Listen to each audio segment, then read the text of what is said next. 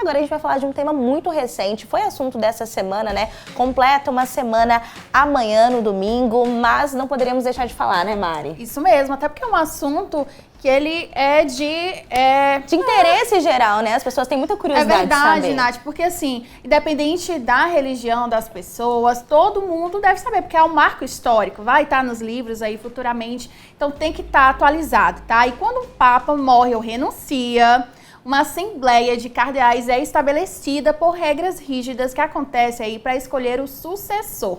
Isso é denominado como conclave. Inclusive, tem um filme com este nome que ano passado esteve aí como um dos indicados ao Oscar, né? Esse ritual, os cardeais se isolam para evitar pressões externas até a definição do novo líder à frente da Igreja Católica. A gente vai conversar sobre isso com a Natália Oliveira, né, a professora Natália Oliveira, de Campo Maior, que está aqui no estúdio, que vai tirar algumas dúvidas, né, Nath? Que tá aqui as charadas juntos. Exatamente. Natália, a gente estava conversando aqui, né, antes de começar, voltar do intervalo, sobre o conclave, né? O conclave, ele passou a ser muito procurado, as pessoas estão com curiosidade de entender como é que funciona esse rito.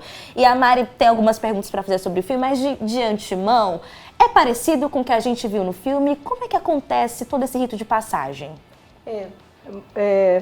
Boa tarde. Boa tarde. Boa tarde a todos aqui que estão conectados nesse programa maravilhoso. Agradecer o convite para poder discutir um tema tão importante e tão atual como vocês colocaram.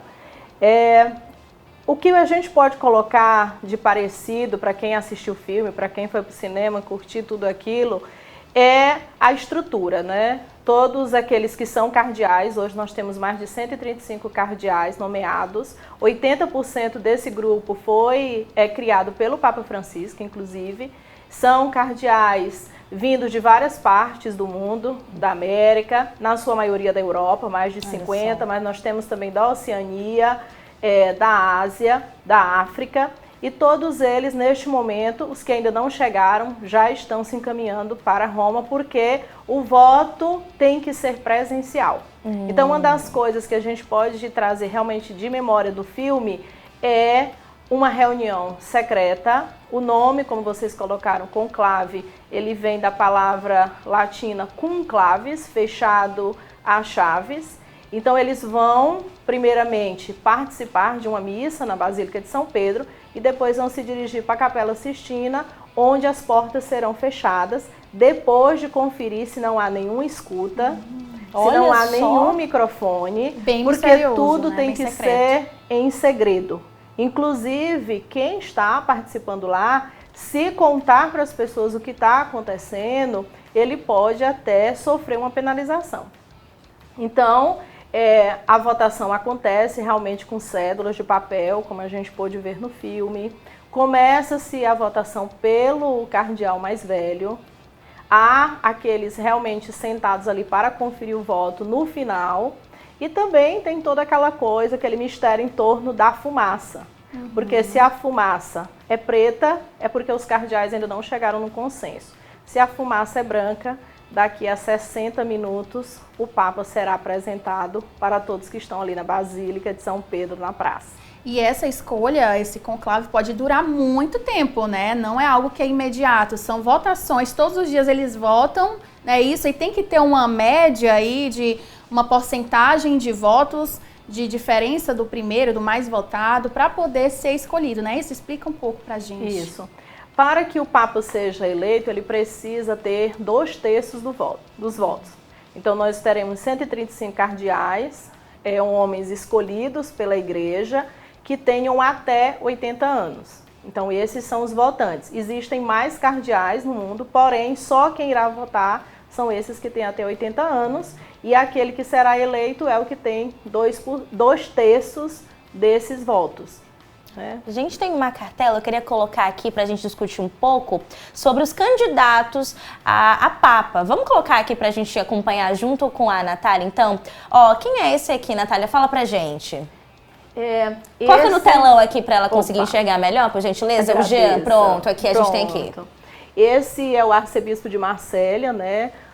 o cardeal Aveline, é um dos nomes realmente que tem aparecido bastante na mídia, é um francês, e se ele for escolhido, será o Papa francês que chega ao pontificado depois de mais de 600 anos, né? Que nós Caramba! não temos, sim. Não tem nenhum francês no pontificado.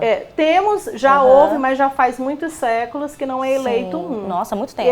E ele é um personagem assim muito importante também nesse contexto, porque ele está em uma diocese, numa região que é multiétnica. Então isso também faz com que o mundo tenha pensado nele como um nome possível, pela quantidade de pessoas diferentes com que a igreja de Marsella convive. Quais são os principais critérios na escolha de um papa? Só antes da gente passar aqui pro próximo, porque algumas pessoas ficam de onde surgem esses nomes, né? De onde surgem esses nomes, o que é esperado deles, de que forma que eles trabalham junto à humanidade, junto às pessoas. Olha, não existe assim um critério específico. A questão, porque nós temos, como eu já falei para vocês, esses 135 cardeais escolhidos, só que eles são bispos e arcebispos nas suas dioceses, como aqui nós temos o nosso, em Teresina, nós temos um arcebispo, e se ele fosse um cardeal, ele continuaria em Teresina exercitando o seu ministério. No entanto, volta e meia, ele poderia ir para Roma para alguma reunião, para fazer alguma atividade, atender algum chamado do Papa. E à medida que ele se movimenta mais para Roma, ele vai ficando mais conhecido. Ou se ele faz algum trabalho na sua diocese que chama muita atenção, né? Então, um critério específico não existe, vai variar muito do conhecimento deles ali no momento, que é uma diferença desse conclave. Esse conclave, ele tem chance de ser assim, um dos mais indecifráveis, justamente pela variedade. O Papa Francisco, ele universalizou o colégio cardinalício. Sim. Então hoje você tem mais de 40 cardeais da América, mais de 50 da Europa, você tem mais de 18 da África, você tem da Ásia e da Oceania. E isso dá uma variedade muito grande para se chegar a um único nome, né? Com certeza. Vamos ver o próximo, então, o que a gente tem aqui. Bom, a gente tem o Pietro Parolin. Cardeal Pietro Parolin. Ele é lá do Vaticano mesmo, né? Isso. Italiano. O que a gente tem de informação sobre esse cardeal, Natália? O cardeal Pietro Parolin, ele era o secretário de Estado do Vaticano, no governo do Papa Francisco. Então já tem um nome forte. Isso, é um desses que a sua função apareceu bastante. Então ele viajou bastante pelo mundo, esteve em encontros diplomáticos nesse contexto de guerra. É um homem tranquilo, sereno, é italiano, porque nós estamos há mais de 40 anos com papas que não são italianos. O último papa italiano foi o Papa Paulo VI, depois nós tivemos João Paulo II, que era polonês, Bento XVI, que era alemão, e agora Francisco, que é latino-americano. Então, talvez também seja uma opção voltar para a Itália. Nós temos, inclusive, um brasileiro também. Será que ele tem chance? Uma das ideias que se tem a respeito do Dom Sérgio da Rocha, que inclusive foi arcebispo de Teresina. Coloca aí o Dom Sérgio da Rocha, se tiver. Pode continuar, ele era, o Papa Francisco, ele montou um grupo de 9 cardeais para aconselhar ele nas decisões do seu pontificado. E um desses conselheiros era Dom Sérgio da Rocha, que atualmente é arcebispo de Salvador, na Bahia. Olha só, gente. E já partiu para Roma para fazer o seu papel. E é jovem, né? Ele tem menos de 60 anos. A gente tem mais aqui no nosso slide ou só separamos? Ah, pronto. Temos o Peter. Esse é ganês, né? Ganês, isso. Pronto. O que a gente tem de ressaltar sobre a trajetória dele? O cardeal Peter, ele entra aí como um nome dentro desse universo africano. Como o Papa Francisco vai ser esse Papa, como ele mesmo diz, do fim do mundo, argentino, latino-americano pela primeira vez na história da igreja, assim também seria a eleição de um Papa africano. Também seria algo histórico, né? Algo histórico e marcante. Né? Então, por isso que nomes assim também aparecem em destaque. Tem se pensado muito da Igreja da África também chegar a esse lugar de pontificado. Agora, assim, um ponto que eu observo também é que o Papa Francisco, ele foi um Papa que ele conseguiu reunir todo mundo, religiosos, não religiosos, diferentes religiões.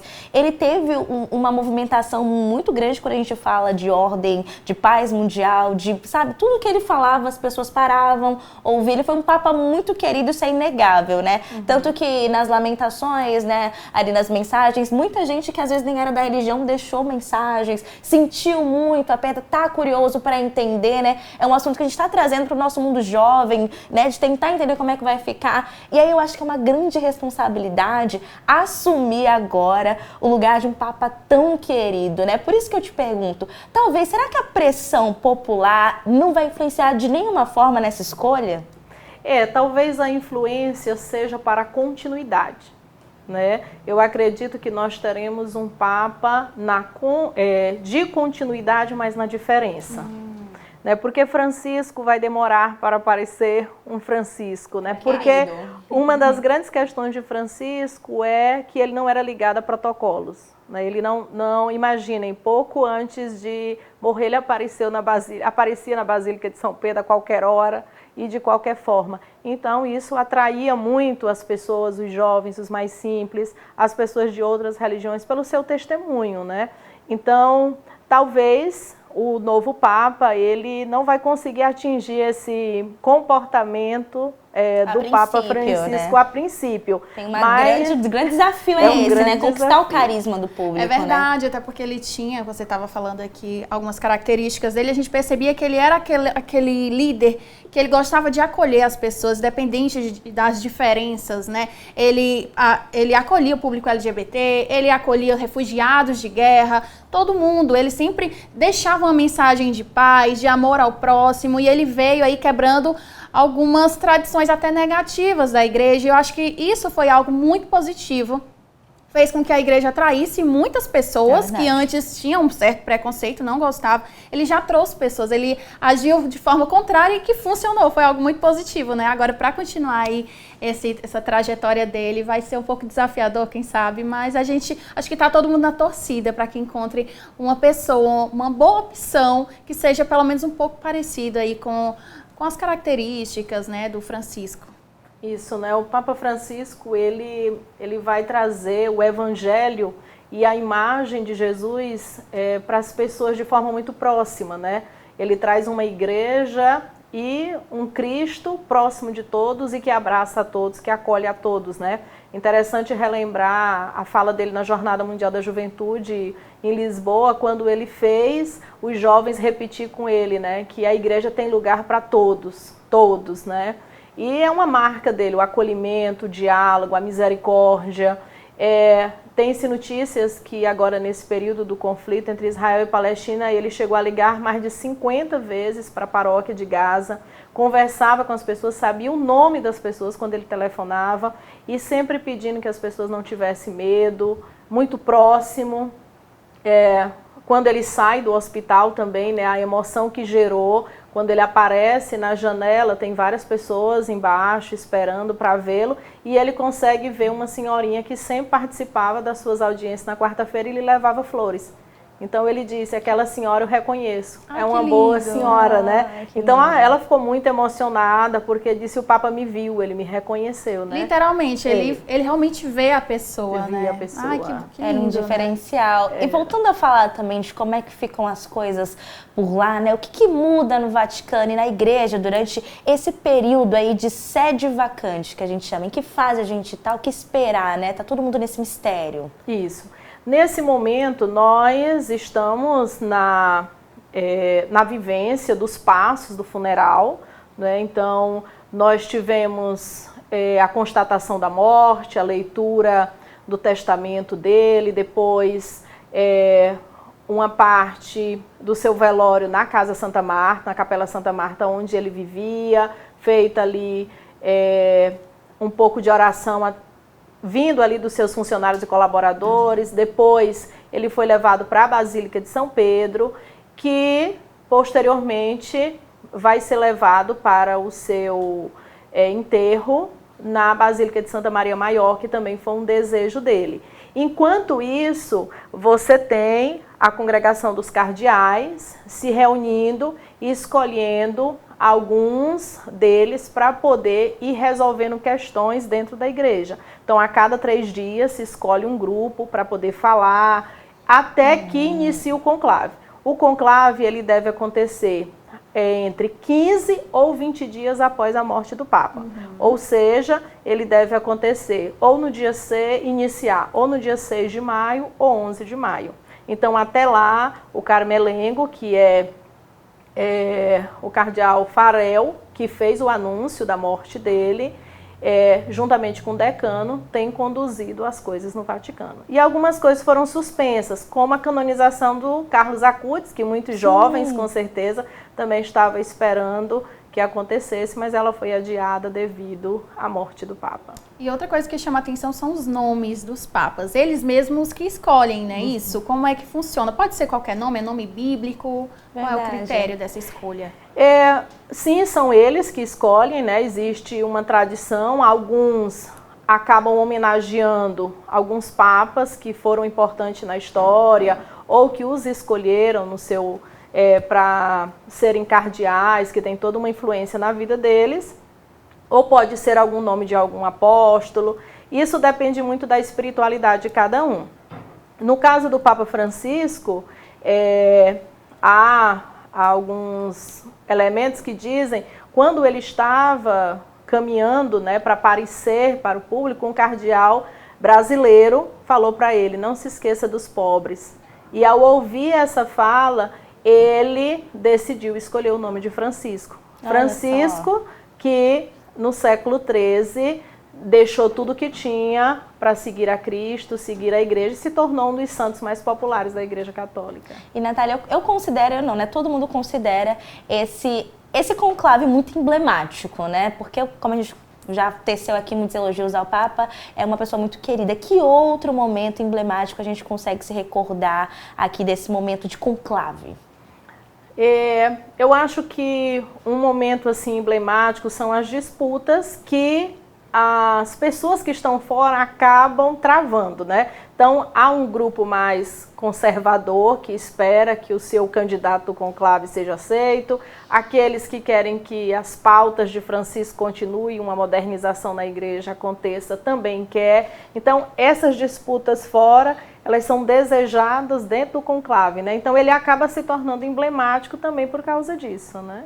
Maravilha. E o filme Conclave, que está disponível no Prime Video, essa semana a gente viu que despontou aí muitas pesquisas, as pessoas jovens, pessoas de todas as idades têm dúvidas e viram através desse filme até uma oportunidade de entender, conhecer um pouco mais. E eu acho que é uma boa dica, o próprio Antenado já também passou essa dica aqui para vocês. Então é o seguinte, você tem essa oportunidade de assistir, eu acho que é super interessante, né, você conhecer um pouco mais dessa história do conclave, até entender os próximos passos aí que serão tomados.